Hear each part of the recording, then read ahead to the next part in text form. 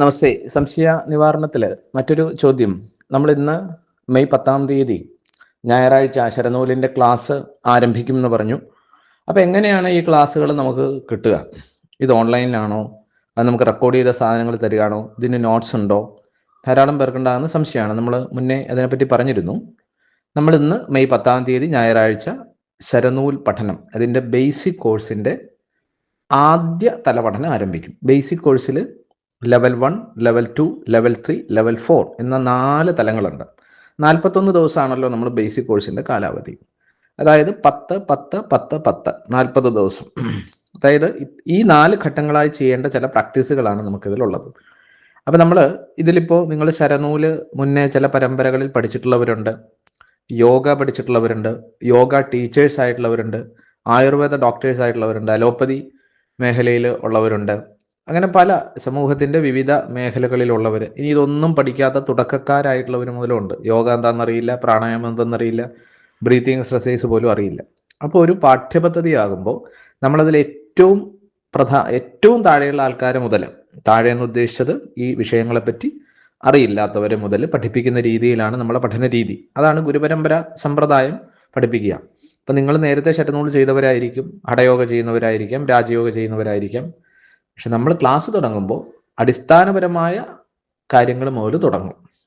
പറഞ്ഞല്ലോ, ശരനൂൽ എന്ന് പറഞ്ഞാൽ യഥാർത്ഥത്തിൽ അതിൻ്റെ ടോപ്പ് ലെവൽ ഒന്നുമില്ല. വളരെ ശാന്തമായിട്ടിരുന്ന് പുഞ്ചിരിയോടെ ഇരുന്ന് ബ്രീത്തിനെ അറിഞ്ഞ് പ്രാണനെ അറിഞ്ഞ് ആഴങ്ങളിലേക്ക് പോകലാണ് ശരനൂൽ. പക്ഷെ ആദ്യഘട്ടം, അല്ലെങ്കിൽ നിങ്ങളൊന്ന് പരീക്ഷിച്ച് നോക്കിക്കോളൂ, കണ്ണടച്ച് നമ്മൾ ബ്രീത്തിനെ ശ്രദ്ധിക്കാനിരുന്നാൽ നമ്മളുടെ മൈൻഡ് അതുമായിട്ട് കണക്റ്റഡ് ആവില്ല. മനസ്സിലായില്ലേ? നമ്മൾ ബ്രീത്തിനെ ശ്രദ്ധിക്കുന്നു എന്നും പറഞ്ഞിരിക്കും, പക്ഷെ മനസ്സിൻ്റെ ചിന്താലോകത്തൊന്നും, അല്ലെങ്കിൽ പാസ്റ്റ് ആയിട്ടുള്ള, കഴിഞ്ഞ ദിവസം പറഞ്ഞ പോലെ, അല്ലെങ്കിൽ ഫ്യൂച്ചർ ആയിട്ടുള്ള ചിന്തകളുടെ ആകുലതകളിലായിരിക്കും. നമുക്ക് പ്രസൻറ്റിൽ മുഴുകാൻ ബഹുഭൂരിപക്ഷം ആൾക്കാർക്കും കഴിവില്ല. അതുള്ളവരുണ്ട് കേട്ടോ. ഇപ്പോൾ വർഷങ്ങളായി യോഗ ചെയ്യുന്നവർക്ക്, പ്രത്യേക ക്രിയകൾ ചെയ്യുന്നവർക്ക് ആ കഴിവുണ്ട്. പക്ഷേ നമ്മളൊരു ഇപ്പോൾ 200-ലധികം ആൾക്കാരുണ്ടല്ലോ നമ്മുടെ ഈ ഗ്രൂപ്പിൽ. അതുകൊണ്ട് പല തലത്തിലുള്ള, പല ലെവലിലുള്ള ആൾക്കാരുണ്ട്. അപ്പോൾ അടിസ്ഥാന ലെവൽ മുതലുള്ള ആൾക്കാരെ പരിഗണിച്ചു കൊണ്ടിട്ടുള്ള ക്ലാസ്സുകളാണ് നമ്മൾ എടുക്കുക. അപ്പോൾ ആദ്യ ലെവലിൽ നമ്മൾ ലൈറ്റായിട്ടുള്ള ഊർജ ക്രിയാ പ്രാക്ടീസുകൾ നമ്മൾ അതിൻ്റെ അകത്ത് വരും. അതായത് ബ്രീത്തിങ്, നമ്മുടെ ഉള്ളിലെ ബ്രീത്തിങ് പാറ്റേണെ കറക്റ്റ് ചെയ്യുന്നതിനുള്ള കാര്യമാണ്. നമ്മളുടെ ബ്രീത്തും നമ്മളുടെ ശരീരചലനങ്ങളും ഒക്കെ ആയിട്ട് കണക്ട് ചെയ്ത് നമ്മളുടെ ഏകാഗ്രത, മനസ്സിനെ ഏകാഗ്രമാക്കുന്നതിനുള്ള വിശേഷമായിരിക്കുന്ന ഊർജ പ്രസരണ ക്രിയ, യോഗിക്രിയ പ്രാക്ടീസുകൾ ഇതിൻ്റെ അകത്ത് വരുന്നുണ്ട്. സിമ്പിളാണ്. പറഞ്ഞല്ലോ, ശരനൂൽ നമ്മൾ പ്രാക്ടീസ് ചെയ്യുമ്പോൾ ഇത് തലകുത്തി നിൽക്കലോ ശരീരത്തെ വളയ്ക്കലോ ഓടിക്കലോ ഒന്നുമില്ല. നിങ്ങൾക്കൊരു കസേരയിലിരുന്ന് പ്രാക്ടീസ് ചെയ്യാം, ഇരുന്ന് പ്രാക്ടീസ് ചെയ്യാം, കിടന്ന് പോലും പ്രാക്ടീസ് ചെയ്യാം എന്നാണ്. ഇപ്പോൾ ഒരു കിടപ്പ് രോഗിയായിരിക്കുന്ന ഒരാൾക്ക് പോലും ഇത് പ്രാക്ടീസ് ചെയ്യാം. 8 വയസ്സിന് മുകളിലുള്ള ഏതൊരാൾക്കും പ്രാക്ടീസ് ചെയ്യാം. പ്രത്യേകിച്ച് വ്രതങ്ങളില്ല, പ്രത്യേകിച്ച് നിയമങ്ങളില്ല. നിങ്ങൾ ഇന്ന ജാതി, ഇന്ന മതം, ഇന്ന രാഷ്ട്രക്കാരൻ, സ്ത്രീ പുരുഷൻ എന്നൊരു ഭേദം ഇതിനില്ല. ശ്വാസമുള്ള, മനസ്സിൻ്റെ നിയന്ത്രണമാണല്ലോ അടിസ്ഥാനം. ഏതൊരു മനുഷ്യനും ചെയ്യാം.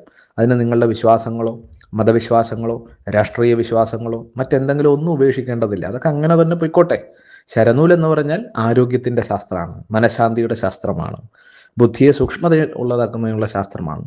നമ്മൾ ആരാണ്, ഹുവാമൈ, ഞാൻ ആരാണെന്നറിയുവാനും നമ്മുടെ ഉള്ളിൽ കുടികൊള്ളുന്ന അനന്തമായ ശക്തികളെ പുറത്തു കൊണ്ടുവന്ന് സർവ്വമേഖലകളിലും വിജയിക്കാൻ മഹാഋഷികൾ തന്നൊരു ശാസ്ത്രമാണിതെന്നറിയുക. മനുഷ്യകുലത്തിന് വേണ്ടി മഹാഋഷികൾ സംഭാവന ചെയ്ത ശാസ്ത്രമാണിതെന്നറിയുക. അപ്പോൾ അതിന് പ്രത്യേകിച്ച് വ്രതങ്ങളും നിയമങ്ങളും പോലുമില്ല. നിങ്ങളിപ്പോൾ വെജിറ്റേറിയൻ ഫുഡ് വേണം എന്നൊന്നുമില്ല. വെജിറ്റേറിയനോ നോൺ വെജിറ്റേറിയനോ, നിങ്ങളൊരു പക്ഷേ മദ്യപിക്കുന്ന ആളോ പുകവലിക്കുന്ന ആളായിരിക്കാം, അതൊന്നും അതിൻ്റെ അകത്ത് വിഷയമില്ല. ആ ദുശീലത്തിനൊപ്പം ഈ സുശീലവും കൂടി നിങ്ങൾ സ്വീകരിക്കുക.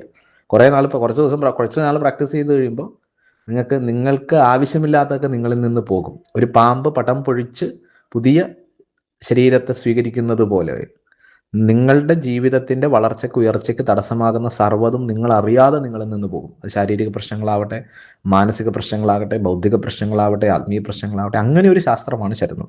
അപ്പോൾ പറഞ്ഞു, ഇതിൻ്റെ ശരനൂലിൻ്റെ ടോപ്പ് എന്ന് പറഞ്ഞാൽ ഒരു പ്രാക്ടീസും ഇല്ല. ശരിക്കും ഇത് നിരാകാര ധ്യാനമാണെന്ന് പറയും, അല്ലെങ്കിൽ നിർഗുണോപാസനയാണ് ശരനൂൽ എന്ന് പറയും. ഓക്കെ. പക്ഷെ അതിലേക്ക് എത്തണമെങ്കിൽ നമുക്ക് ആദ്യഘട്ടത്തിൽ ചില പടികൾ ആവശ്യമാണ്. ഇപ്പം നമ്മൾ പുസ്തകം എഴുതാറുണ്ട്, ഫേസ്ബുക്കിൽ എഴുതാറുണ്ട്, അല്ലേ, കൂട്ടി വായിക്കാനൊക്കെ അറിയാം, പത്രം വായിക്കാനറിയാം. പക്ഷെ നമ്മൾ ഇത് പഠിച്ച് തുടങ്ങിയ കാലഘട്ടത്തിലോ നമുക്ക് ഈ ABCD ഒന്നും അറിഞ്ഞിരുന്നില്ല. അത് ഒരു ആശാൻ കളരിയിൽ പോയി അല്ലെങ്കിൽ നമ്മളുടെ ഒരു സ്കൂളിൽ പോയി ടീച്ചർ അച്ഛനമ്മ ഒക്കെ പഠിപ്പിച്ചപ്പോഴാണ് ABCD എങ്ങനെ എഴുതണം, എങ്ങനെ കൂട്ടി വായിക്കണം, റാറ്റ് കാറ്റ് ഇതൊക്കെ നമ്മൾ പഠിച്ചത്. അപ്പം എന്നതുപോലെ ഈ സൂക്ഷ്മശക്തിയായ പ്രാണന്റെ സ്പന്ദനം നമുക്കറിയണമെങ്കിൽ അടിസ്ഥാനപരമായ ചില കാര്യങ്ങൾ നമ്മൾ ചെയ്യണം. അപ്പം അങ്ങനെയാണ് നമ്മൾ ശരനൂലിലേക്ക് പോകുക. അപ്പം അതുകൊണ്ട് തന്നെ ശരനൂലിൻ്റെ ആദ്യഘട്ടത്തിൽ യോഗിക് എക്സർസൈസുകളുണ്ട്, ലളിതമായി ചെയ്യാവുന്ന, ഇരുന്നോ നിന്നോ ഒക്കെ ചെയ്യാവുന്ന ലളിതമായ ഊർജ്ജക്രിയ, ഊർജ്ജപ്രസരണ, യോഗിക് ബ്രീത്തിങ്ങുകൾ നമ്മൾ ആദ്യം പഠിക്കും. അതിലൂടെ ബ്രീത്തും നമ്മളുടെ ശരീരചലനങ്ങളും മനസ്സും ഇത് മൂന്നും കറക്റ്റ് ആകണം. ശ്വാസഗതി, ശരീര അംഗങ്ങളുടെ ചലനം, ഒപ്പം അതിനോട് മനസ്സ് ചേർന്ന് വരണം. അതിന് ഫസ്റ്റ് ട്രെയിനിങ് നമുക്ക് ആവശ്യമാണ്, അല്ലേ? ഇപ്പം essay എഴുതുന്ന നമുക്ക് ഇത് തുടങ്ങിയ കാലഘട്ടത്തിൽ A എന്താന്ന്, B എന്താന്ന്, C എന്താന്ന് അറിയില്ലായിരുന്നു. അത് ദിവസങ്ങളോളം എടുത്ത് പരിശീലിച്ചിട്ടാണ് നമുക്ക് ഇപ്പോൾ എഴുതാൻ സാധിക്കുന്നത്. എന്തും പരിശീലനത്തിലൂടെയാണ് നമുക്ക് എത്താൻ സാധിക്കുക, അല്ലേ? നമ്മൾ കൊച്ചിലെ ഒരു താറാവും കുഞ്ഞ് മുട്ട വിരിഞ്ഞു കഴിഞ്ഞാൽ ആ മുട്ടയിൽ നിന്നിറങ്ങി അമ്മ താറാവിനൊപ്പം ജലത്തിൽ പോയി നീന്തും. അതിനുള്ള ഒരു കോഡിങ്, ഒരു ജനറ്റിക്കൽ കോഡിങ് അതിൻ്റെ ഉള്ളിൽ തന്നെ ഉണ്ടെന്നാണ് പറയുക. കോഴിക്കുഞ്ഞ് മുട്ട വിരിഞ്ഞാലോ അമ്മയ്ക്കൊപ്പം ഇര പിടിക്കാൻ പോകും. പക്ഷെ ഒരു മനുഷ്യ ശിശുവിന് സ്വന്തം കാലിൽ എഴുന്നേറ്റ് നിൽക്കാൻ എത്ര നാളുകൾ വേണമെന്ന് ആലോചിച്ച് നോക്കുക. നമ്മളെല്ലാം, നമുക്ക് ഏറ്റവും പ്രിയപ്പെട്ടത് നമ്മുടെ അമ്മയാണ്, അല്ലേ? നമ്മുടെ അമ്മ നമ്മുടെ കൊച്ചിലെ നമുക്ക് നമ്മുടെ വയറ്റിൽ 10 മാസം ചുമന്ന് അമ്മ അനുഭവിച്ച വേദനകളുണ്ട്. അമ്മയുടെ ഗർഭപാത്രമാകുന്ന ആ ഉദരത്തിൽ, ആ ഒരു സംരക്ഷണ വലയത്തിലാണ് നമ്മൾ ജനിച്ചത്. അതാണ് ഏറ്റവും അധികം ബന്ധം നമുക്ക്, ആഴം നമുക്ക് അമ്മയോടുള്ളത്. അപ്പോൾ ആ ജനനി, ആ ദിവ്യജനനി നമ്മളെ ഉദരത്തിലേറി അമ്മ കഴിച്ച ആഹാരവും വായുവും ഒക്കെയാണ് നമ്മുടെ ഉള്ളിലെ ജീവൻ നിലനിർത്തിയത്. ഒരു ജലത്തിനുള്ളിൽ ജീവൻ ലയിക്കുന്നതാണ് ജലം. നമ്മൾ കിടന്നു, പുറത്തു വന്നു. ഈ അമ്മയാണ് മലമൂത്ര വിസർജനങ്ങളൊക്കെ മാറ്റി അമ്മയുടെ നമുക്ക് പാല് തന്ന് നമ്മളെ വളർത്തിയത്.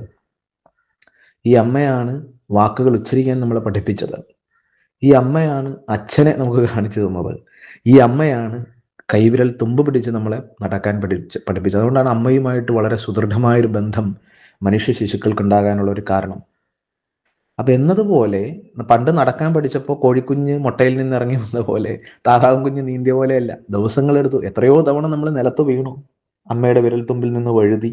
എന്നിട്ട് നമ്മളൊന്ന് വീണു, അയ്യോ ഇനി ഞാൻ നടക്കുന്നില്ല എന്ന് വിചാരിച്ചു. ഇല്ല, വീണ്ടും വീണ്ടും നമ്മൾ പരിശ്രമിച്ചു. മനുഷ്യൻ അങ്ങനെയാണ്. മനുഷ്യന് അതിശക്തമായ ഈശ്വരൻ്റെ അനുഗ്രഹമുള്ളവൻ. നമ്മളൊക്കെ വലിയ സംഭവങ്ങളാണ്. നമ്മൾ പലപ്പോഴും പൂർവ്വജന്മ വാസനകൾ കൊണ്ടും ഈ ജന്മത്തിൽ അടുക്കും ചിട്ടയും നിഷ്ഠയും ഇല്ലാത്തൊരു ജീവിതം കൊണ്ടും എന്നെക്കൊണ്ടൊന്നിനും കഴിവില്ല, ഞാൻ വിജയിക്കില്ല, ഞാൻ വളരില്ല, എൻ്റെ മനസ്സിലെപ്പോഴും ദുഃഖമാണ്, സങ്കടമാണ് എന്ന് നമ്മളിങ്ങനെ ഉപബോധ മനസ്സിൽ റിപ്പീറ്റ് നമ്മൾ അതായി തീരുന്നതാണ്. നമ്മളതൊക്കെ പഠിക്കും. മാനിഫെസ്റ്റേഷൻ മെത്തേഡുകൾ, ഉപബോധ മനസ്സിനെ കൺട്രോൾ ചെയ്യാനുള്ള മെത്തേഡുകൾ, സങ്കല്പ സാധനകൾ, ഓരോ നിമിഷവും ആനന്ദത്തോടെ ഊർജ്ജത്തോടെ ജീവിക്കുന്നതിനുള്ള ഇതൊക്കെ തെളിയിക്കപ്പെട്ട ആയിരക്കണക്കിന് മെത്തേഡുകൾ നമ്മളുടെ പാരമ്പര്യത്തിലുണ്ട്.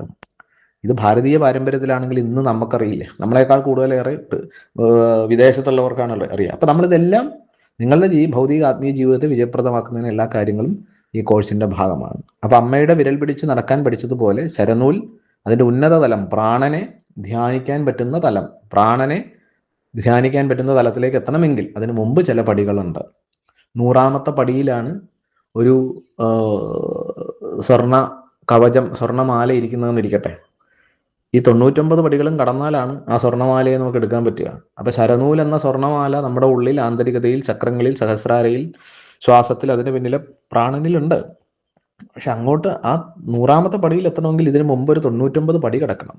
അപ്പോൾ ശ്വാസത്തെ മാത്രം ആഴത്തിൽ ധ്യാനിക്കാൻ, ശ്വാസത്തിൽ ലയിക്കാൻ, അതിനൊക്കെ പല പേരുകൾ ഇതിൽ പറയും. പ്രാണ അവബോധമുണ്ടാകണം, പ്രാണജയമുണ്ടാകണം, പ്രാണസിദ്ധി ഉണ്ടാകണം. പ്രാണാവബോധം, പ്രാണജയം, പ്രാണസിദ്ധി. ആദ്യമായി ശ്വാസത്തെ അറിയണം, അതിന് പിന്നിലെ പ്രാണസ്പന്ദനം എങ്ങനെയാണെന്നറിയണം. ഈ പ്രാണൻ എങ്ങനെയാണ് ഇടകല വലകല, ഇടത് ശരം വലത് ശരത്തിൽ കൂടി പോകുന്നതെന്നറിയണം. അതിൻ്റെ സമയം അറിയണം. അതിനെങ്ങനെ ചേഞ്ച് ചെയ്യാം എന്നുള്ളത് നമ്മൾ പഠിക്കണം. അത് മനസ്സുമായിട്ട് എങ്ങനെ കണക്ട് ചെയ്യണം എന്ന് പഠിക്കണം. അതൊക്കെ അങ്ങനെ ഒരുപാട് വളരെ ഗഹനമായൊരു ശാസ്ത്രമാണ് ശരനൂൽ യോഗം. അല്ല വെറുതെ മൂക്കിൻ്റെ തുമ്പത്തുള്ള ശ്വാസത്തെ ശ്രദ്ധിച്ചിരിക്കലല്ല. അത് 1ാം സ്റ്റെപ്പാണ്. ഇനി 99 മെത്തേഡുകൾ, 99 പടികളുണ്ട്. അതൊക്കെ നമ്മൾ പറഞ്ഞല്ലോ. ഇത് വാരി വലിച്ച് പഠിപ്പിക്കുന്ന രീതിയല്ല. ഒരു ഗുരുപരമ്പരാ സമ്പ്രദായം, ഹിമാലയൻ സിദ്ധാശ്രമ പാരമ്പര്യം, തമിഴ് ശൈവ പാരമ്പര്യത്തിലെ അഗസ്ത്യ പാരമ്പര്യത്തിൽ നമ്മൾ പഠിച്ചു പോകുമ്പോൾ ഈ 2 പാരമ്പര്യങ്ങളാണ് നമുക്കുള്ളത്. ആ ഗുരുക്കന്മാർ പണ്ട് ശിഷ്യന്മാരെ പഠിപ്പിച്ചിരുന്ന അതേ രീതി, അല്ലെങ്കിൽ അതിൻ്റെ ആധുനിക കാല വെർഷൻ. പണ്ട് ഇതൊക്കെ പഠിക്കണമെങ്കിൽ കർശന നിയമങ്ങളായിരുന്നു, ഇങ്ങനെയുള്ള ഓൺലൈനൊന്നും ഉണ്ടായിരുന്നില്ല. പക്ഷെ ഗുരുക്കന്മാരുടെ അനുഗ്രഹത്തോടു കൂടി, അനുവാദത്തോടു കൂടി ലോകത്തെല്ലാവരും, എല്ലാ മനുഷ്യരും ഇത് പഠിക്കട്ടെ, മനസമാധാനം ഇല്ലായ്മ, അശാന്തി, അനാരോഗ്യം ഇതൊക്കെ മാറി മനുഷ്യന് സന്തോഷം ഉണ്ടാകട്ടെ എന്ന ഗുരുക്കന്മാരുടെ വലിയ കൃപ കൊണ്ടാണ് ഇതൊക്കെ ഓൺലൈനിലൊക്കെ പഠിപ്പിക്കാൻ ഉള്ള അനുവാദം നമുക്ക് തന്നത്. അവർ അനുഗ്രഹം ഇതിന് പിന്നിലുണ്ട്. എവിടെ ഇരുന്ന് നിങ്ങൾ ചെയ്താലും ആ പറഞ്ഞ രീതിയിൽ ചെയ്താൽ ഫലസിദ്ധമാകും. അപ്പോൾ കൃത്യമായൊരു പാഠ്യപദ്ധതി, കൃത്യമായൊരു സിലബസ് ഇതിനുണ്ട് എന്ന് മനസ്സിലാക്കുക. അതുപോലെ തന്നെ ശരനൂലിൽ നമ്മൾ ആദ്യം തുടങ്ങുന്നത് പറഞ്ഞു, ഇതിൻ്റെ സിലബസ്, പാഠ്യപദ്ധതി എന്ന് പറഞ്ഞാൽ കൃത്യമാണ്, ചിട്ടയോടെയുള്ളതാണ്. അത് രേഖപ്പെടുത്തപ്പെട്ട പാഠ്യപദ്ധതികളാണ്. തമിഴ് ശൈവ പാരമ്പര്യത്തിലെ 18 സിദ്ധ പാരമ്പര്യത്തിലെ അഗസ്ത്യമുനി, അഗതീശൻ എന്ന് അദ്ദേഹത്തെ പറയും, ആ പാരമ്പര്യത്തിലെ മെത്തേഡുകൾ ആണ് പ്രധാനമായിട്ടും ഇതിൽ വരിക. ഒപ്പം നമ്മുടെ വൈദിക പാരമ്പര്യവുമായിട്ട് ഇതിന് കണക്ഷനുണ്ട്. ഹിമാലയൻ സിദ്ധാശ്രമ പരമ്പര, പരമപൂജനീയ സ്വാമി നിഹിലേശ്വരാനന്ദ പരമഹംസ അദ്ദേഹം നൽകിയ കുണ്ഡലിനി യോഗമാർഗത്തിലെ മെത്തേഡുകളും ഇതുമായിട്ട് കണക്ട് ചെയ്ത് വരും. കാരണം യോഗിക് മെത്തേഡുകളോട് കൂടി മാത്രമേ ശരനൂലിലേക്ക് പോകാൻ പറ്റൂ. 99 പടി കടന്നാൽ 100ാമത്തെ പടിയിൽ നമുക്ക് ഇരിക്കുന്ന ആ സ്വർണം നമുക്ക് കിട്ടും. അപ്പോൾ ആദ്യം ശരീരത്തെ അടക്കണം. അതിനുള്ള യോഗിക് എക്സർസൈസുകളുണ്ട്. മനസ്സിനെയും ബുദ്ധിയെയും ഏകാഗ്രമാക്കണം. അതിനുള്ള ചില പ്രാണായാമങ്ങളും ചില മന്ത്രജപങ്ങളും ഇതിൻ്റെ ഭാഗമായിട്ട് വരും. നമ്മളുടെ സൂക്ഷ്മ ശരീരത്തെ, അതിനെ, അല്ലെങ്കിൽ സൂക്ഷ്മ നാഡികളെ, പിംഗല നാഡികളെ, അതിലൂടെയുള്ള പ്രാണനെ അറിയുന്നതിനുള്ള ചില പ്രത്യേക ക്രിയകൾ, സിദ്ധക്രിയകൾ ഇതിൻ്റെ ഭാഗമായിട്ട് വരും. ചില യോഗമുദ്രകളും പിന്നീട് ചില യോഗബന്ധങ്ങളും പ്രാണന്റെ കൺട്രോളിന് വേണ്ടി നമ്മൾ ചെയ്യുന്നുണ്ട്. മനസ്സിനെ എപ്പോഴും ആക്റ്റീവാക്കി നിർത്താൻ, ആനന്ദമാക്കി നിർത്താൻ മനസ്സിന് കൊടുക്കുന്ന ചില ഓട്ടോ സജഷൻസ്, വളരെ സയൻറ്റിഫിക് ആണിത്. AIV method, affirmation, imagination, visualisation പോലെയുള്ള മനഃശാക്തീകരണ മെത്തേഡുകളൊക്കെ ഇതിൻ്റെ ഭാഗമായിട്ട് വരും. അങ്ങനെ നമ്മൾ 1 by 1 ആയി, സ്റ്റെപ്പ് ബൈ സ്റ്റെപ്പായിട്ട് പോയാലേ ശരനൂലിൻ്റെ പ്രാണന്റെ അവബോധം, അല്ലെങ്കിൽ പ്രാണജയം, പ്രാണസിദ്ധി നമുക്കുണ്ടാവും. ഇപ്പം ഒരാൾ ചോദിച്ചു, സാർ ശരനൂൽ എന്ന് പറഞ്ഞാൽ നമുക്ക് ശ്വാസത്തെ അറിഞ്ഞിരിക്കലല്ലേ? ഒന്ന് ശ്രമിച്ചു നോക്കൂ. ഒരു 5 മിനിറ്റ് കണ്ണടച്ച് പുഞ്ചിരിയോടുകൂടി ശ്വാസം കയറുന്നതും ഇറങ്ങുന്നതും അറിയാൻ നിങ്ങൾക്ക് പറ്റുമോ? 3 മിനിറ്റ് പറ്റുമോ? 2 മിനിറ്റ് പറ്റുമോ? 1 മിനിറ്റ് മനസ്സതിൽ കേന്ദ്രീകരിക്കപ്പെടുമോ? ഒരു 80% പേർക്കും സാധ്യത കുറവാണ്. 20% പേർക്ക് വർഷങ്ങളുടെ പരിശീലനം കൊണ്ട് സാധ്യമാണ്. കാരണം ഈ മനസ്സാണ് അങ്ങോട്ടും ഇങ്ങോട്ടും നമ്മൾ കൊണ്ടുപോകുന്നത്. ഇപ്പം ഞാൻ സംസാരിക്കുമ്പോഴും എൻ്റെ ഉള്ളിൽ ശ്വാസമുണ്ട്, നിങ്ങൾ കേൾക്കുമ്പോഴും നിങ്ങളുടെ ഉള്ളിൽ ശ്വാസമുണ്ട്. പക്ഷെ നമ്മളത് അറിയുന്നുണ്ടോ? ഇല്ല, നമ്മൾ അറിയുന്നില്ല എന്നുള്ളതാണ്. എപ്പോഴും ഉണ്ട്, പ്രസന്റിൽ നമ്മൾ മുഴുകുന്നില്ല, നമ്മൾ അറിയുന്നില്ല. ഒന്നല്ലെങ്കിൽ പാസ്റ്റിലായിരിക്കും, ഇല്ലെങ്കിൽ ഫ്യൂച്ചറിലായിരിക്കും. അതിൽ 60% ചിന്തകളും നെഗറ്റീവായിരിക്കും. നടക്കില്ല, ശരിയാവില്ല, വളരില്ല, ഉയരില്ല, എൻ്റെ ജീവിതം ഇങ്ങനെ പോയി, ബിസിനസ്സിൽ വിജയിക്കില്ല, ഞാൻ രോഗിയാണ്. ഇത് നമ്മളുടെ മനസ്സിലേക്ക് നമ്മൾ അറിയാതെ ഉപബോധ മനസ്സുകൊണ്ട് നമ്മളിങ്ങനെ കൊടുത്തുകൊണ്ടിരിക്കുകയാണ്. നടക്കില്ല, നോ നോ നോ. അതുകൊണ്ടാണ് ജീവിതം നോ നോ ആയി പോവുക. SS കൊടുക്കണം. 10 നോ വരുമ്പോൾ 30 S ഉള്ളിൽ പറയാൻ നിങ്ങൾ പഠിച്ചു നോക്കൂ.